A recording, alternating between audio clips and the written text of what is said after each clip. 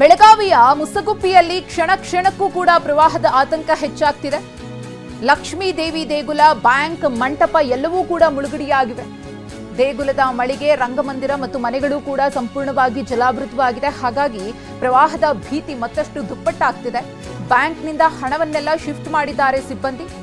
ಗ್ರಾಮದಲ್ಲಿನ 200ಕ್ಕೂ ಹೆಚ್ಚು ವಿದ್ಯುತ್ ಕಂಬಗಳು ಕೂಡ ಮುಳುಗಡೆಯಾಗಿವೆ. ಮುಸಗುಪ್ಪಿ ಗ್ರಾಮದ ಬರೋಬ್ಬರಿ 600 ಮನೆಗಳು ಇದೀಗ ಜಲಾವೃತವಾಗಿವೆ.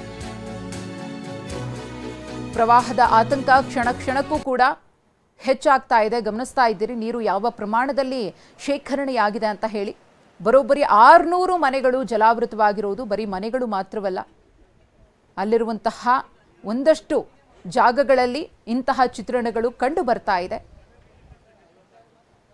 ಈ ಕುರಿತು ನಮ್ಮ ಪ್ರತಿನಿಧಿ ಸಹದೇವ್ ಮಾನೆ ಒಂದು ಪ್ರತ್ಯಕ್ಷ ವರದಿ ಕೊಟ್ಟಿದ್ದಾರೆ, ನೋಡೋಣ.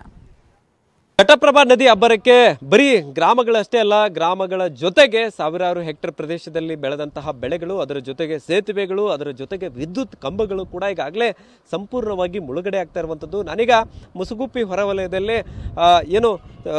ಇದ್ದೀನಿ. ಇಲ್ಲಿ ಯಾವ ರೀತಿಯಾದಂತಹ ಪರಿಸ್ಥಿತಿ ಇದೆ ಅನ್ನುವಂಥದ್ದನ್ನು ಕೂಡ ತೋರಿಸ್ತೇನೆ. ಈ ಒಂದು ಮುಸುಗುಪ್ಪಿ ಗ್ರಾಮದಿಂದ ಸುನದೋಳಿ ಭಾಗಕ್ಕೆ ಸಂಪರ್ಕಿಸುವಂತಹ ತಿಗಡಿ ಭಾಗಕ್ಕೆ ಸಂಪರ್ಕಿಸುವಂತಹ ರಸ್ತೆ ಕೂಡ ಈಗ ಸಂಪೂರ್ಣವಾಗಿ ಮುಳುಗಡೆಯಾಗಿ ಸೇತುವೆ ಮೇಲ್ಭಾಗದಲ್ಲೂ ಕೂಡ ನೀರು ರಭಸವಾಗಿ ಹರಿತಾ ಇರುವಂಥದ್ದನ್ನು ಗಮನಿಸ್ತಾ ಇದ್ದಾರೆ. ಸೇತುವೆ ಮೇಲ್ಭಾಗದಲ್ಲಿದ್ದಂತಹ ಬಹುತೇಕ ಆ ಒಂದು ತಡೆಗೋಡೆ ಕೂಡ ಕಂಪ್ಲೀಟ್ ಆಗಿ ಮುಳುಗಡೆಯಾಗಿದೆ. ಅದರ ಜೊತೆಗೆ ಈಗಾಗಲೇ ಸಾಕಷ್ಟು ಸಂಖ್ಯೆಯಲ್ಲಿ ವಿದ್ಯುತ್ ಕಂಬಗಳು ಕೂಡ ಈಗಾಗಲೇ ಮುಳುಗಡೆಯಾಗಿದ್ದಾವೆ.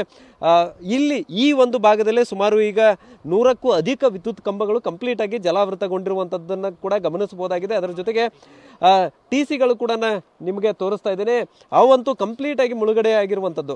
ಸೊ ಎಷ್ಟರ ಮಟ್ಟಿಗೆ ಇಲ್ಲಿ ನದಿಯ ರಭಸತೆ ಇದೆ ಅನ್ನುವಂಥದ್ದನ್ನು ಕೂಡ, ನದಿಯ ಆರ್ಭಟ ಇದೆ ಅನ್ನುವಂಥದ್ದನ್ನು ಕೂಡ ಗಮನಿಸಬಹುದಾಗಿದೆ. ಈ ಒಂದು ಪ್ರದೇಶ ಏನಿದೆ ನಾನು ತೋರಿಸ್ತಾ ಇದ್ದೇನೆ, ಇದು ಯಾವುದೂ ಕೂಡ ನದಿ ಅಲ್ಲ, ನದಿಯ ಪಕ್ಕದ ಪ್ರದೇಶ. ಸೊ ಎಲ್ಲಿ ಕಣ್ಣು ಹಾಯಿಸ್ತೀರಿ ಅಲ್ಲೆಲ್ಲ ಕೂಡ ನೀರೇ ಕಾಣಿಸ್ತಾ ಇರುವಂಥದ್ದು. ಈ ಭಾಗದಲ್ಲಿ ತೋರಿಸ್ತಾ ಇದ್ದೇನೆ, ಇಲ್ಲಿಂದ ಸುಮಾರು ಅರ್ಧ ಕಿಲೋಮೀಟರ್ ದೂರದಲ್ಲಿ ನದಿ ಇರುವಂಥದ್ದು. ಆದರೆ ಅರ್ಧ ಕಿಲೋಮೀಟರ್ ಈ ಕಡೆ ಭಾಗದಲ್ಲಿ ಈಗ ಆಲ್ರೆಡಿ ನದಿ ಹೊರಭಾಗದಲ್ಲಿ ಬಂದಿರುವಂಥದ್ದು. ಈಗೇನು ತೋರಿಸ್ತಾ ಇದ್ದೇನೆ, ಇದು ಕಂಪ್ಲೀಟ್ ಆಗಿ ಇಲ್ಲಿ ಜಮೀನುಗಳಿದ್ದವು, ಆ ಜಮೀನಿನಲ್ಲಿ ಸಾಕಷ್ಟು ಮನೆಗಳಿದ್ದವು, ಅವೆಲ್ಲವೂ ಕೂಡ ಕಂಪ್ಲೀಟ್ ಆಗಿ ಮುಳುಗಡೆಯಾಗಿ ಬರೀ ಎಲ್ಲಿ ನೋಡಿದ್ರು ನೀರೇ ಕಾಣಿಸ್ತಾ ಇರುವಂಥದ್ದು. ಸೊ ಈಗ ಆ ನೀರಿನ ಪ್ರದೇಶ ಏನಿದೆ ಅದು ಕಬ್ಬಿನ ಗದ್ದೆಗಳಾಗಿದ್ವು. ಆದರೆ ಈಗ ಕಂಪ್ಲೀಟ್ ಆಗಿ ಯಾವೊಂದು ಪ್ರದೇಶ ಇಲ್ಲಿ ಕಾಣಿಸ್ತಾ ಇಲ್ಲ, ಬರೀ ನೀರನ್ನು ಬಿಟ್ಟರೆ ಬೇರೇನು ಕಾಣಿಸ್ತಾ ಇಲ್ಲ. ಕ್ಯಾಮರಾಮನ್ ಪ್ರವೀಣ್ ಜೊತೆ ಸಹದೇವ್ ಮಾನೆ, TV9 ಬೆಳಗಾವಿ.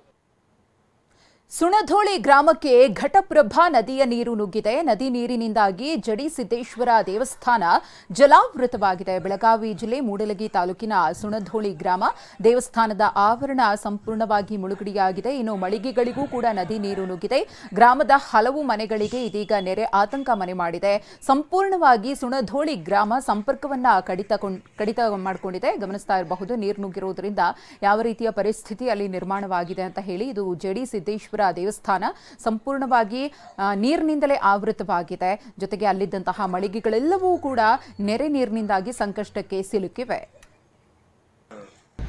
ಹಾಗೆಯೇ ಕೊಪ್ಪಳ ಜಿಲ್ಲೆಗೂ ಕೂಡ ಆತಂಕವನ್ನ ತಂದಿಟ್ಟಿದೆ ತುಂಗಭದ್ರಾ ನದಿ. ನದಿಯಲ್ಲಿ ಮುಳುಗಿದ ಹೊಳೆ ಬಸವೇಶ್ವರ ದೇವಸ್ಥಾನ, ಬೆನ್ನೂರು ಗ್ರಾಮದಲ್ಲಿನ ಹೊಳೆ ಬಸವೇಶ್ವರ ದೇವಸ್ಥಾನ ಸಂಪೂರ್ಣವಾಗಿ ನದಿಯಲ್ಲಿ ಮುಳುಗಡೆಯಾಗಿದೆ. ತುಂಗಭದ್ರಾ ನದಿಗೆ ನೀರು ಬಿಟ್ಟಿರುವುದರಿಂದ ಈ ಅವಾಂತರ ಸೃಷ್ಟಿಯಾಗಿದೆ.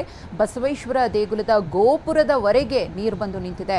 ಆ ದೃಶ್ಯಾವಳಿಯನ್ನು ಕೂಡ ಗಮನಿಸ್ತಾ ಇದ್ದೀರಿ. ಮೇಲ್ಭಾಗದಲ್ಲಿನ ಗೋಪುರ ಮಾತ್ರ ಕಾಣಿಸ್ತಾ ಇದೆ. ಸಂಪೂರ್ಣವಾಗಿ ಮುಕ್ಕಾಲು ಭಾಗ ದೇವಸ್ಥಾನ ಮುಳುಗಡೆಯಾಗಿದೆ.